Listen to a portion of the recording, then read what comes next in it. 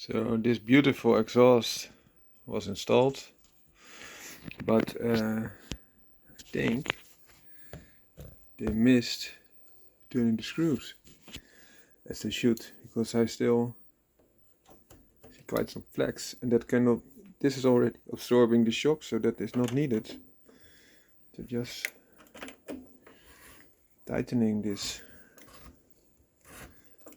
a bit so it stays together.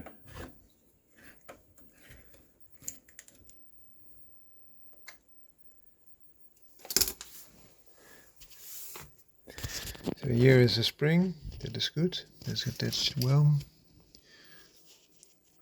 See if they also attach those. I think they attach those screws there well as well, which is fine.